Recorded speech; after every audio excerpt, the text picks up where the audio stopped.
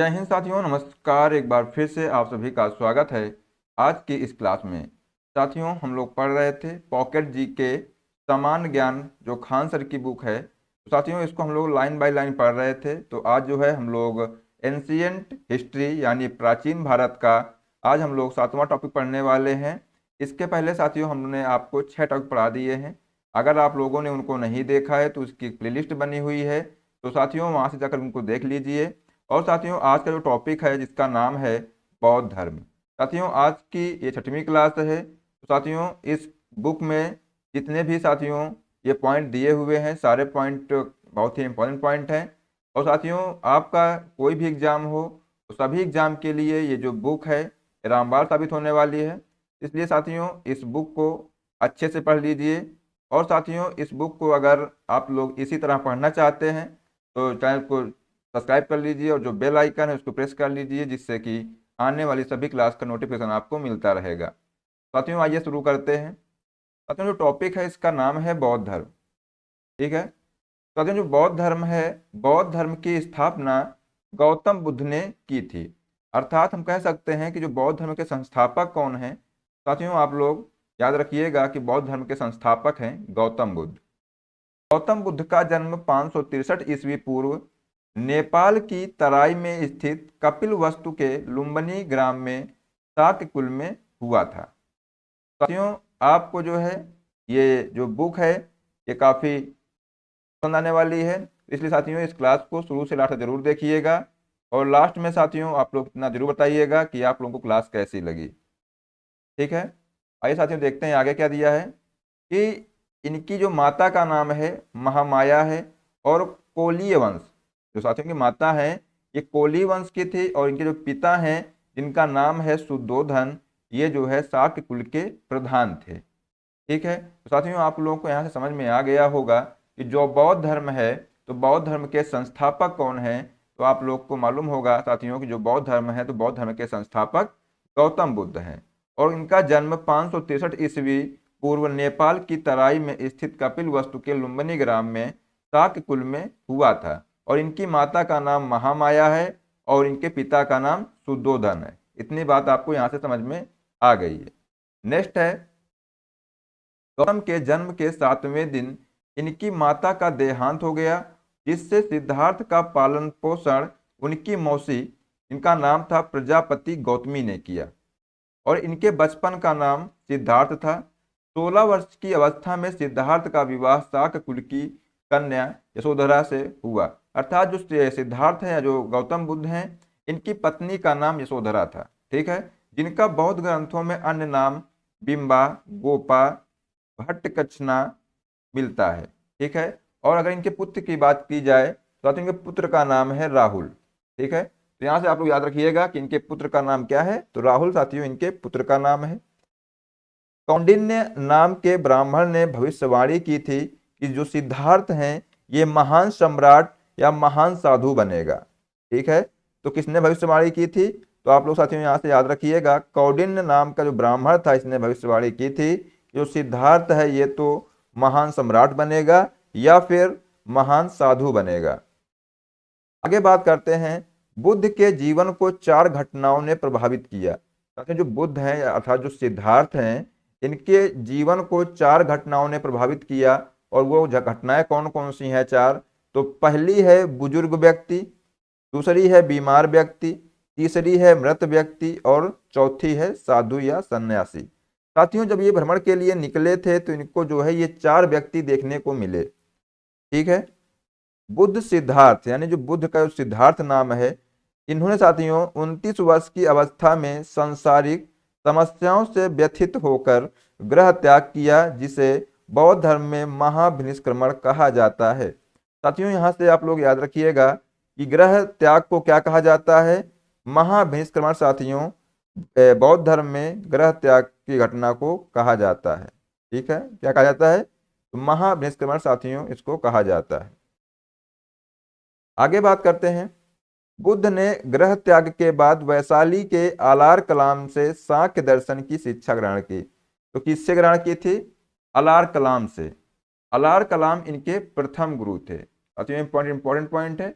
अगर आपसे पूछा जाए कि गौतम बुद्ध के जो प्रथम गुरु थे वो कौन थे। साथियों आप लोग याद रखिएगा, अलार कलाम जो हैं ये बुद्ध के प्रथम गुरु थे, जिनसे उन्होंने शून्य तथा योग का ज्ञान ग्रहण किया। किसका? शून्य तथा योग का ज्ञान ग्रहण किया। किससे? अलार कलाम से।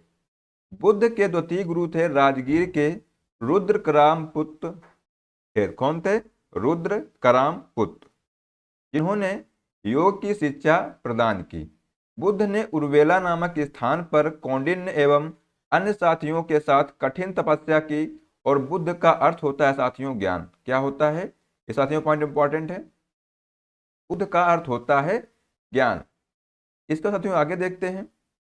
महात्मा बुद्ध ने 6 वर्ष तक बिना जल व अन्न ग्रहण किए कठिन तपस्या के बाद 35 वर्ष की आयु में वैशाख पूर्णिमा की रात पीपल वट यानी पीपल वृक्ष के नीचे रंजना यानी फाल्गु नदी के तट पर सिद्धार्थ को ज्ञान प्राप्त हुआ। मतलब गौतम बुद्ध को ज्ञान की प्राप्ति हुई। साथियों यहाँ से जो पॉइंट बनता है पेपर में कि जो महात्मा बुद्ध हैं इनको ज्ञान की प्राप्ति किस वृक्ष के नीचे हुई, तो साथियों आप लोग यहाँ से आंसर लगाएंगे पीपल वृक्ष के नीचे। किस वृक्ष के नीचे? तो पीपल वृक्ष के नीचे साथियों को ज्ञान की प्राप्ति हुई। और नदी का नाम क्या है? तो निरंजना नदी का किनारे साथियों, जिसको फाल्गु नदी के नाम से भी जाना जाता है, तो इसके नीचे साथियों इसी के तट पर साथियों इनको जो है ज्ञान प्राप्त हुआ। ज्ञान प्राप्ति के बाद गौतम बुद्ध के नाम से प्रसिद्ध हुए तथा वह स्थान बोध गया कहलाया। तो साथियों इनको जहाँ पर इनको ज्ञान प्राप्त हुआ वह स्थान क्या कहलाया? तो बोध गया साथियों वह स्थान का नाम कहलाया। और बुद्ध जो है साथियों शाक्य मुनि व गौतम बुद्ध के रूप में प्रसिद्ध हुए। किस रूप में? शाक्य मुनि व गौतम बुद्ध के नाम से ये प्रसिद्ध हुए। ज्ञान प्राप्ति के पश्चात भगवान बुद्ध ने सारनाथ में कौंडिन्य एवं उनके साथियों को प्रथम उपदेश दिया, जिसे धर्म चक्र प्रवर्तन कहा गया। साथियों ये भी पॉइंट इंपॉर्टेंट है, यहाँ से क्वेश्चन बनता है कि जो धर्म चक्र प्रवर्तन है से कहा गया। तो जो प्रथम उपदेश दिया था साथियों, जो ज्ञान प्राप्ति के पश्चात भगवान बुद्ध ने सारनाथ में कौंडिन्य एवं उनके जो साथी थे उनको जो है प्रथम उपदेश दिया, जिसे धर्म चक्र प्रवर्तन कहा जाता है। ठीक है साथियों, आगे बात करते हैं। बुद्ध ने अपने उपदेश आमजन की भाषा पाली में दिए थे। किस भाषा में दिए थे? तो पाली भाषा में साथियों बुद्ध ने अपने उपदेश दिए थे। बुद्ध ने तपस्स एवं कालिक नामक 2 शूद्रों को बौद्ध धर्म का सर्वप्रथम अनुयायी बनाया। बुद्ध ने सर्वप्रथम उपदेश कौशल की राजधानी श्रावस्ती में दिए थे। साथियों ये भी इंपॉर्टेंट पॉइंट है, ठीक है, याद रखिएगा इसको कि बुद्ध ने सर्वाधिक उपदेश कौशल की राजधानी श्रावस्ती में दिए थे। बुद्ध ने मध्यम प्रतिपदा मार्ग का प्रतिपादन भी किया था। ठीक है, किसने? बुद्ध ने। तो बुद्ध ने साथियों मध्यम प्रतिपदा मार्ग का प्रतिपादन किया था। और बुद्ध ने कहा कि राग के समान कोई अग्नि नहीं। ठीक है, राग के समान कोई अग्नि नहीं, द्वेष के समान कोई बल नहीं, और शांति के समान कोई सुख नहीं। साथियों ये जो शब्द हैं ये किसके शब्द हैं? तो गौतम बुद्ध ने साथियों ये शब्दों का प्रयोग किया है और इन्होंने कहा है कि राग के समान कोई अग्नि नहीं, द्वेष के समान कोई बलि नहीं, और शांति के समान कोई सुख नहीं। मनुष्य अपने भाग्य का स्वयं निर्माता है। बुद्ध ने क्या कहा? बुद्ध ने कहा कि मनुष्य जो है अपने भाग्य का स्वयं निर्माता है। ठीक है, इसका साथियों आगे देखते हैं। विश्व दुखों का सागर है।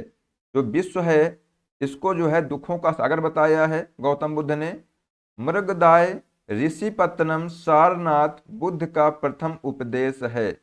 और अष्टांगिक मार्ग की संकल्पना बौद्ध धर्म से संबंधित है। अष्टांगिक मार्ग की संकल्पना धर्म चक्र प्रवर्तन सूत्र से प्रेरित है। और साथियों जो बौद्ध धर्म को राजकीय संरक्षण प्रदान करने वाले प्रथम विदेशी शासक थे, जिनका नाम था मिनेंडर। क्या नाम था साथियों? इनका नाम था मिनेंडर और कनिष्क। ठीक है, तो जो साथियों जो मिनेंडर थे ये यूनानी थे और जो कनिष्क थे साथियों ये चीन के थे। साथियों ये भी आप लोग याद रखिएगा। आगे देखते हैं साथियों। आगे जो इसमें पॉइंट दिए हुए हैं, इसमें साथियों बताया गया है कि बुद्ध चरित्र, सौंदरानंद, सूत्रालंकार, प्रज्ञापारमिता पुस्तक के लेखक अश्वघोष थे। तो साथियों जो पुस्तकें दिया है, बुद्ध चरित्र, क्वेश्चन में पेपर में साथियों ये क्वेश्चन आता है कि बुद्ध चरित्र के जो लेखक हैं वो कौन है। साथियों आप लोग आंसर याद रखिएगा, अश्वघोष। अगर आपसे पूछा जाए कि सौंदरानंद, सूत्रालंकार या प्रज्ञापारमिता पुस्तक के लेखक कौन है, तब भी साथियों आप लोग आंसर लगाइएगा, अश्वघोष। अवंती के शासक प्रद्योत ने बुद्ध को आमंत्रित किया था, लेकिन बुद्ध ने अवंती की यात्रा ही नहीं की। ठीक है, किसने इनको जो है आमंत्रित किया था? तो अवंती के शासक थे प्रद्योत। इन्होंने साथियों बुद्ध को आमंत्रित किया था, लेकिन इन्होंने क्या किया? अवंती की यात्रा ही नहीं की। उपाली बुद्ध का प्रधान शिष्य था। उपाली जो है साथियों बुद्ध का प्रधान शिष्य था। आनंद जो है बुद्ध का प्रिय शिष्य था।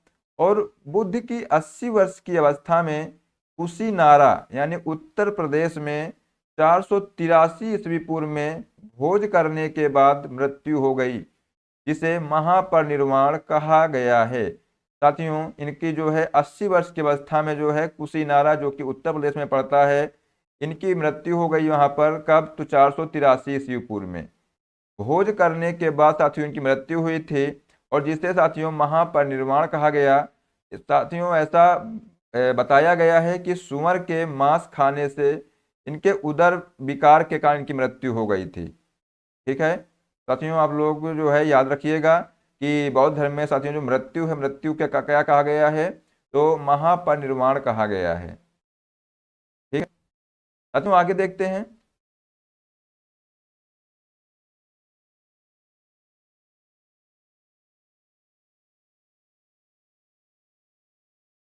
इसी के साथियों आगे है,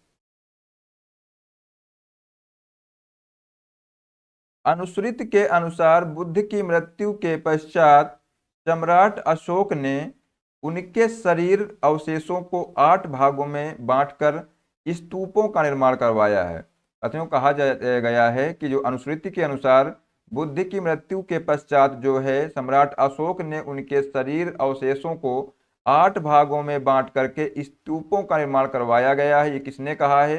तो अब अनुश्रुति ने कहा है।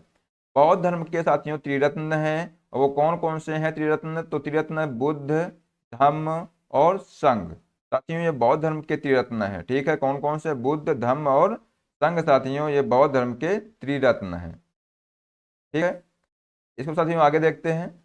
विहार बौद्ध भिक्षुओं के निवास स्थान को तथा चैत्य पूज्य स्थल को कहा जाता है। साथियों बौद्ध धर्म में जो है विहार जो है बौद्ध भिक्षुओं के निवास स्थान को कहा जाता है, और जो चैत्य है साथियों ये पूजा स्थल को कहा जाता है। तो आप लोग ये भी ध्यान रखिएगा, इंपॉर्टेंट है।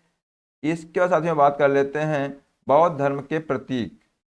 साथियों जो बौद्ध धर्म के प्रतीक हैं, चिन्ह, प्रतीक और घटना इधर दी हुई हैं, तो आप लोग देख लीजिए यहाँ से। हाथी साथियों बुद्ध के गर्भ में आने का प्रतीक है। जब बुद्ध साथियों गर्भ में आए थे, तो साथियों इनका जो प्रतीक है हाथी है। जन्म, बुद्ध के जन्म या यौवन से संबंधित है। इनका प्रतीक चिन्ह है साथियों कमल या सांड। ठीक है, तो कमल या सांड साथियों इनके जन्म से संबंधित है। ठीक है, तो जो आगे देखते हैं घोड़ा। साथियों जो घोड़ा है यह ग्रह त्याग से संबंधित है। घोड़ा जो है ग्रह त्याग का प्रतीक है। ज्ञान का प्रतीक साथियों पीपल या बोधि वृक्ष है, इसे साथियों बोधि वृक्ष कहते हैं। निर्वाण का साथियों चिन्ह है पद चिन्ह, और मृत्यु का साथियों प्रतीक है स्तूप। और प्रथम उपदेश साथियों इसको कहते हैं धर्म चक्र प्रवर्तन या चक्र। ठीक है, साथियों जो चिन्ह प्रतीक साथियों दिए हैं आप लोग याद रखना, एग्जाम में साथियों इनसे क्वेश्चन बनते हैं। ठीक है साथियों, आप लोग इनको याद रखिएगा। बात करते हैं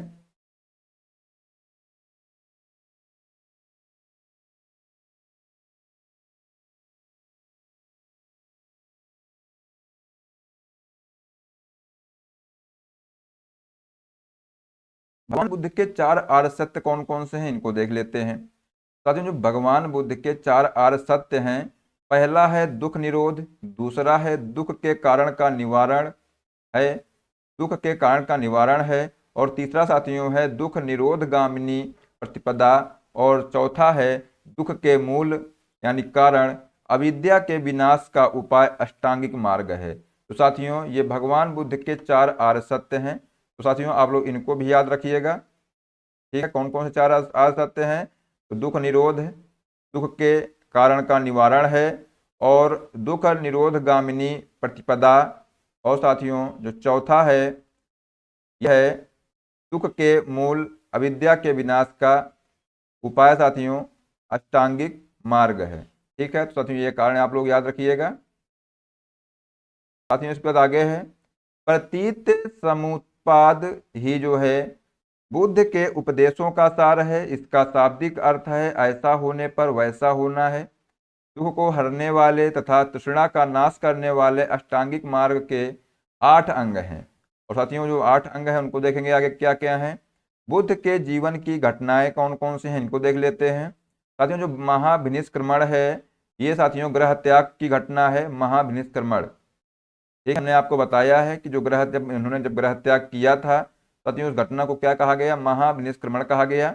और ज्ञान प्राप्त होने की जो घटना है इसको संबोधि कहा गया। क्या कहा गया? तो संबोधि कहा गया। ज्ञान प्राप्त साथियों जो घटना है इसको संबोधि कहा गया। ठीक है, इसके साथियों आगे है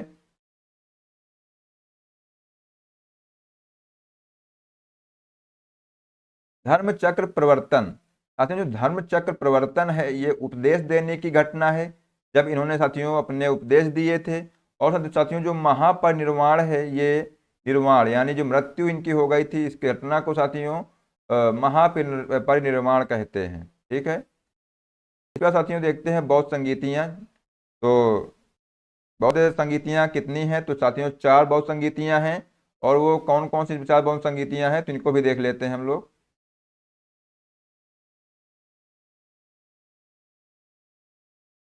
प्रथम बौद्ध संगीति ये कब हुई थी? तो 483 ईस्वी पूर्व में हुई थी, अजात शत्रु के समय में हुई थी। और सप्त कई साथियों इसके जो सप्तपर्णी राज ग्रह साथियों ये स्थान है, ये प्रथम बौद्ध संगीति का। ठीक है, और साथियों जो महाकश्यप हैं ये इसके अध्यक्ष थे। तो आप लोग साथियों यहाँ से याद रखिएगा कि साथियों जो बौद्ध संगीतियाँ हैं, तो प्रथम बौद्ध संगीति साथियों ये कब हुई? तो 483 ईस्वी पूर्व में हुई। और साथियों इसके जो शासक थे अजात शत्रु थे। और सप्तपर्णी गुफा साथियों ये स्थान है, और जो महाकश्यप हैं ये क्या हैं? ये अध्यक्ष हैं। तो यहाँ पे आइए देख लेते हैं ये क्या है।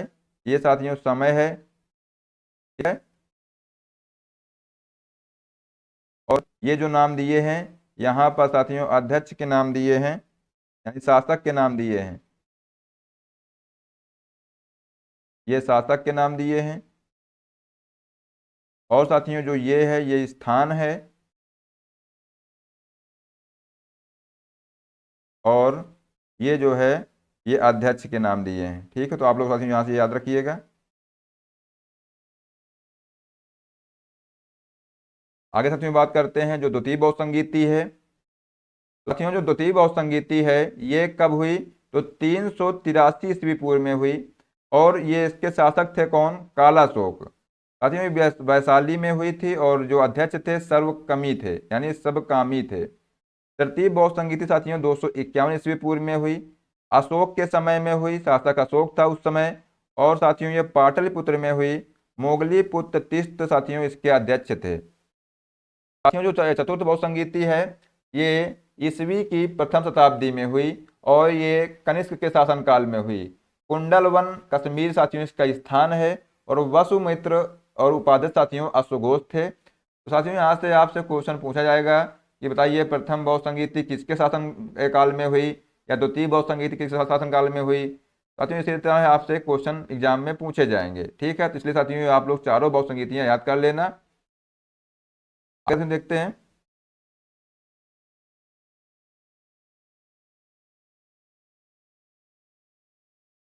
तो आगे बताया गया है कि चतुर्थ बौद्ध संगीति में बौद्ध धर्म को दो भागों में विभाजित कर दिया गया। जब साथियों चतुर्थ बौद्ध संगीति हुई, उसमें क्या किया गया, जो बौद्ध धर्म था इसको दो भागों में विभाजित कर दिया गया। पहला था हीनयान शाखा और दूसरा था महायान शाखा। बौद्ध धर्म में ही सबसे पहले धार्मिक जुलूस का आरंभ किया गया। भगवान बुद्ध ने धार्मिक आडंबरों, कर्मकांड, अंधविश्वास, सामाजिक असमानता, वर्ण व्यवस्था का विरोध किया। जो महायान शाखा का आदर्श बोधिसत्व है तथा हीनयान शाखा का जो आदर्श है आहर्त पद को प्राप्त करना है। ठीक है, तो ये साथियों यहाँ से पॉइंट याद रखिएगा कि जो महायान शाखा का जो आदर्श बोधिसत्व है और जो साथियों हीनयान शाखा का आदर्श है वो आहर्त पद को प्राप्त करना है। ठीक है, इसका नेक्स्ट पॉइंट साथियों है कि भगवान बुद्ध ने एक सरल एवं आडंबर विहीन धर्म दिया। कैसा दिया धर्म साथियों? भगवान बुद्ध ने एक सरल एवं आडंबर विहीन धर्म दिया। ठीक है, तो ये भी आप लोग याद रखिएगा। है इसी के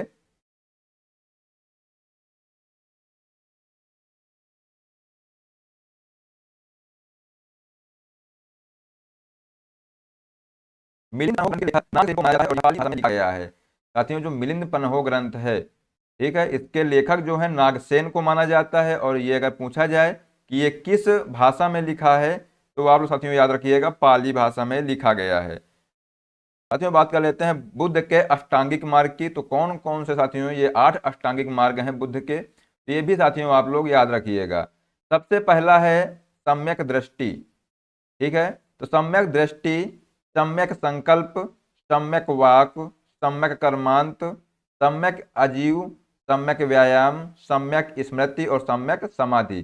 साथियों जो ये 8 ये दिए हैं मार्ग, इन्हीं को बोलते हैं अष्टांगिक मार्ग। ठीक है, साथियों बुद्ध के 8 अष्टांगिक मार्ग हैं।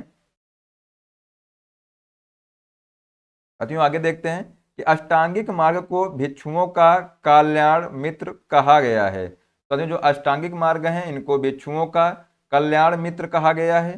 बौद्ध धर्म क्षणिकवाद अनित्यवादी है, जिसमें सभी वस्तुओं के गुण क्षणिक हैं, अर्थात यह जगत अनित्य एवं परिवर्तनशील है। और यह बौद्ध दर्शन का तत्व है, मीमांसी मीमांसा सिद्धांत है। बौद्ध धर्म में जो है नैरात्मवादी है। कैसा है? जो बौद्ध धर्म है ये नैरात्मवादी है और बुद्ध नित्य आत्मा को स्वीकार नहीं करते, यह पुनर्जन्म में विश्वास करता है। साथियों जो बौद्ध धर्म है ये किस में विश्वास करता है? तो साथियों ये आत्मा को स्वीकार नहीं करता है और ये पुनर्जन्म में विश्वास करता है। बौद्ध धर्म साथियों अनिश्वरवादी धर्म है, ये ईश्वर पर विश्वास नहीं करता है। ठीक है, तो ये भी आप लोग यहाँ से याद रखिएगा। ये साथियों जो बौद्ध धर्म है ये भी ईश्वर को नहीं मानता है, यानी ईश्वर पर विश्वास नहीं करता है। ठीक है, आगे साथियों देखते हैं इसी में क्या दिया गया है। आगे संघ के प्रविष्ट को उपसंपदा कहा जाता है और सम्मिलित होने के लिए न्यूनतम आयु 15 वर्ष थी। ठीक है, साथियों जो संघ होता था तो संघ के जो प्रविष्ट को उपसंपदा कहा जाता था और सम्मिलित होने के लिए किसमें? संघ में न्यूनतम आयु सीमा 15 वर्ष थी। बौद्ध धर्म का अंतिम लक्ष्य निर्वाण होता था और निर्वाण का शाब्दिक अर्थ है दीपक का बुझ जाना। निर्वाण साथियों अगर समझा जाए तो जो मृत्यु का साथियों जो होना, इसी को कहते हैं निर्वाण। ठीक है, तो बौद्ध धर्म में साथियों इसको जो है निर्वाण कहा गया है और निर्वाण का साथियों अर्थ होता है दीपक का बुझ जाना। बुद्ध ने निर्वाण प्राप्ति के लिए भिक्षुओं के 10 शीलों पर बल दिया है और गृहस्थों के लिए साथियों बुद्ध ने पंचशील सिद्धांत दिए हैं। ठीक है, तो साथियों आप लोग याद रखिएगा निर्वाण प्राप्ति के लिए भिक्षुओं को 10 शीलों पर बल दिया है और गृहस्थों के लिए बुद्ध ने पंचशील सिद्धांत भी दिए हैं। और वो साथियों जो पंचशील सिद्धांत हैं वो कौन कौन से हैं? साथियों पहला है झूठ नहीं बोलना। क्या है? झूठ नहीं बोलना। दूसरा है चोरी नहीं करना। तीसरा है हिंसा नहीं करना। चौथा है नशा नहीं करना और साथियों पांचवा जो है व्यभिचार नहीं करना। ठीक है, तो साथियों इन्होंने बुद्ध ने 5 जो है पंचशील सिद्धांत दिए हैं। ठीक है, तो इनको आप लोग याद रख लीजिएगा। इसमें आगे देखते हैं बौद्ध धर्म के त्रिपिटक यानी 3 है। कौन कौन से हैं? तो वो सूत्र पिटक, विनय पिटक और अभिधम पिटक। ये साथियों बौद्ध धर्म के 3 त्रिपिटक हैं जो कि साथियों ये पाली भाषा में है। किस भाषा में है? पाली भाषा में। तो ये आपसे एग्जाम में क्वेश्चन बनता है कि जो त्रिपिटक है साथियों ये किस भाषा में लिखे गए हैं, तो आप लोग साथियों आंसर लगाएंगे पाली भाषा में। 3 पिटक है, निम्नलिखित हैं। पहला है सुत्त पिटक, रचनाकार इसके थे आनंद। कौन थे? आनंद साथियों इसके रचनाकार थे। सुत्त पिटक को बौद्धों का इंसाइक्लोपीडिया कहा जाता है। किसको? तो सुत्त पिटक को। बुद्ध की शिक्षाएं व जीवन की घटनाएं इसके शूद्रक निकाय में जातक कथाएं मिलती हैं।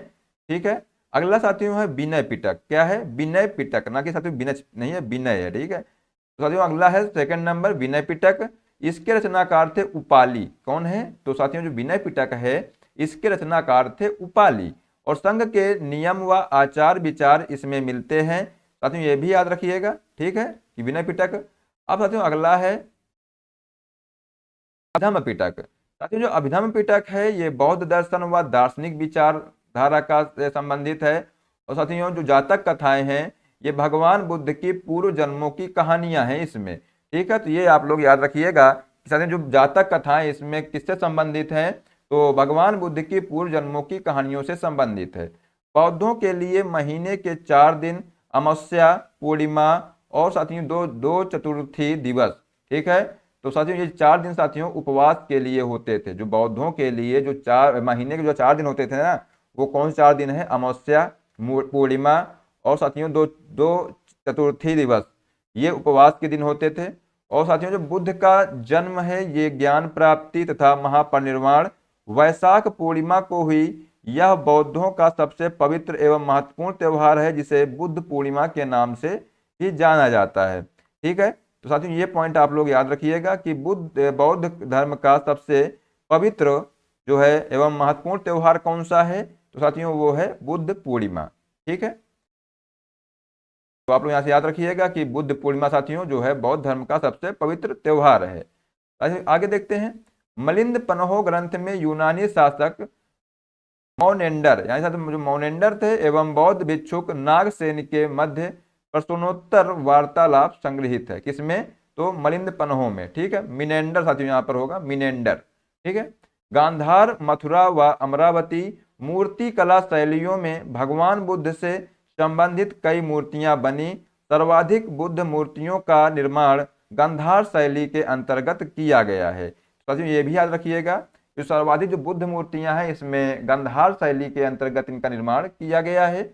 और साथियों बौद्ध धर्म का भूटान, तिब्बत, नेपाल एवं पड़ोसी देशों में प्रचार प्रसार पद्मसंभव ने किया। तो किसने किया पड़ोसी देशों में इसका प्रचार प्रसार? तो इनका नाम था पद्मसंभव। ठीक है। आगे साथियों देखते हैं।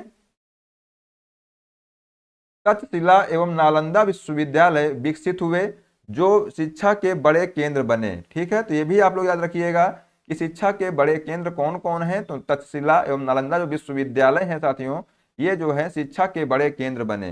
बौद्ध धर्म को शिक्षा प्राप्त करने हेतु हाह्यान एवं वुहेनसांग जैसे विदेशी यात्री भारत आए थे। तो साथियों यहाँ पर बौद्ध धर्म की जो शिक्षा प्राप्त करने के लिए हाह्यान एवं वुहेनसांग जैसे जो विदेशी यात्री थे साथियों ये भारत आए थे। तो साथियों इसलिए साथियों ये जो बौद्ध धर्म है ये इंपॉर्टेंट हो जाता है। ठीक है। साथियों आशा करते हैं कि आपको जो क्लास है ये पसंद आई होगी। तो साथियों अगर आप लोगों को क्लास पसंद आई हो तो इसको लाइक कर दीजिए और ज़्यादा से ज़्यादा इसको शेयर कर दीजिए। साथियों मिलते हैं नेक्स्ट क्लास में। जय हिंद, जय भारत, वंदे मातरम।